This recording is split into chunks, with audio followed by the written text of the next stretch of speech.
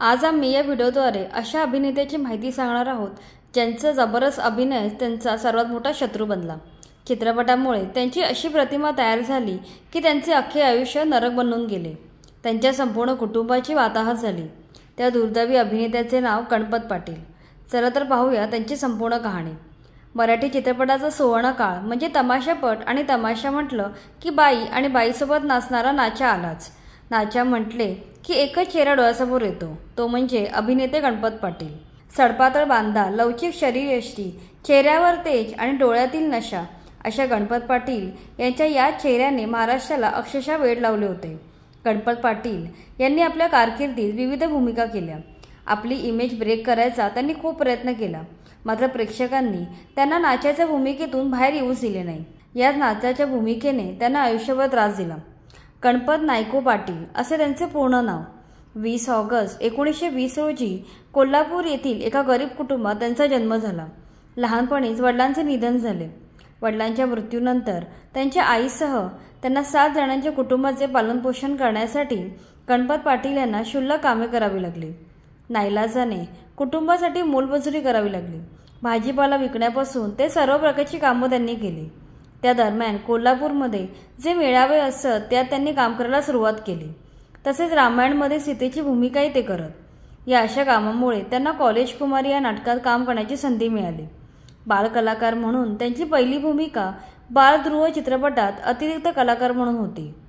पुढे गणपत पाटील आणि अभिनेते राजा गोसावी यांची भेट झाली। त्यांच्या ओळखीने त्यांना मास्टर विनायक यांच्या प्रोडक्शन हाऊस मार्फत सिनेमात प्रवेश केला। तेथे त्यांनी सुरुवातीच्या काळात छोटी मोठी कामे केली। तेथे त्यांची अनेक चित्रपट निर्मात्यांशी ओळख झाली। त्यामुळेच त्यांना राजा परांजपे यांच्या बलिदान आणि राम गबाले यांच्या वंदे मातरम या चित्रपटात काम करता आलं। पुढे त्यांचे काम आवडल्यामुळे भालजी पेंढारकर यांनी त्यांच्या मिठभाकर या चित्रपटात त्यांना खलनायक साकारायची संधी दिली। त्यानंतर त्यांनी खूप चित्रपटात कामे केली, अनेक छोटे मोठे रोल केले। चित्रपटसृष्टीत त्यांचे नाव झालं। चित्रपटानंतर ते नाटकातही काम करू लागले। जयप्रकाश दानवे यांच्या ऐका हो ऐका तमाशाप्रधान नाटकात त्यांना सोंगाड्याची भूमिका करायला मिळाली आणि ती भूमिका त्यांनी जबरदस्त पद्धतीने साकारली। त्यामुळे नंतर त्यांना जाळीमध्ये पिकली करवंद या नाटकात काम करायची संधी मिळाली। पुढे झुंजारराव, मानापमान, 16व्या वरी धोक्याचं, राया मी डाव जिंकला, लावणी भुलली अभंगाला, आता लग्नाला चला, आल्या नाचत मेनका रंभा अशा अनेक नाटकातून त्यांनी भूमिका केल्या। गणपत पाटील यांच्या नाटकातील या भूमिका गाजल्यावर कृष्णा पाटील यांनी वाघ्या मुरळी या चित्रपटात त्यांना तृतीयपंथी पुरुषाची भूमिका दिली।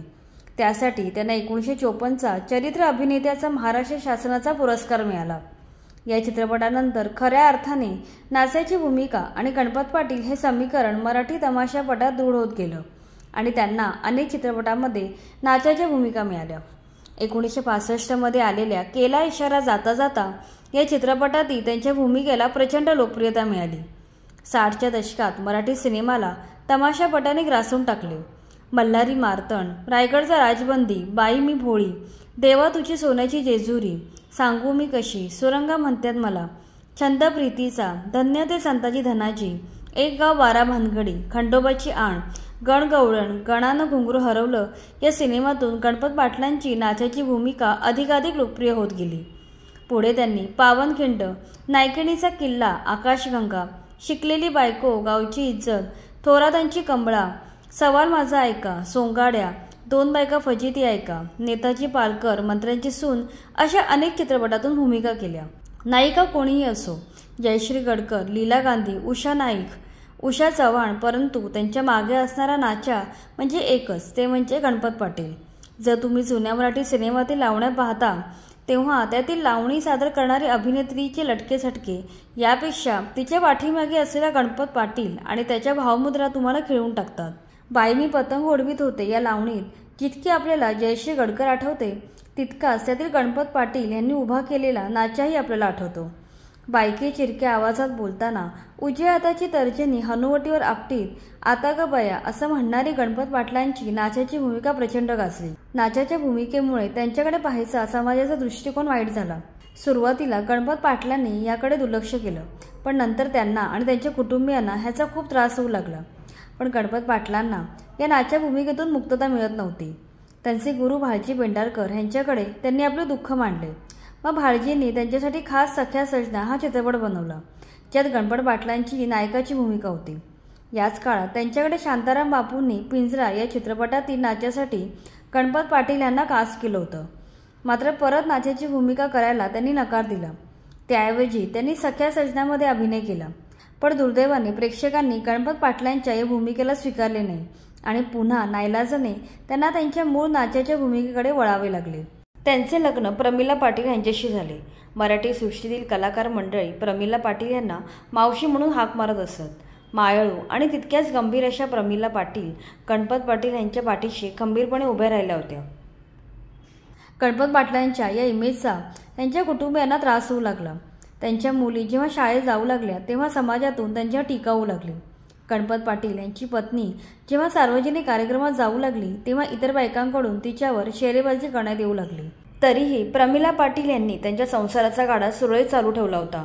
मुलामुलींची लग्न जमवताना समाजाकडून त्यांना वाईट वागणूक मिळाली होती।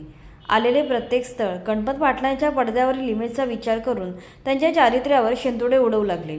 या माणसाला मुलं कशी होतात असे लोक म्हणत। मनातला हा हळवा कोपरा गणपत पाटील यांनी दूरदर्शनला दिलेल्या एका मुलाखतीतून उलगडला होता।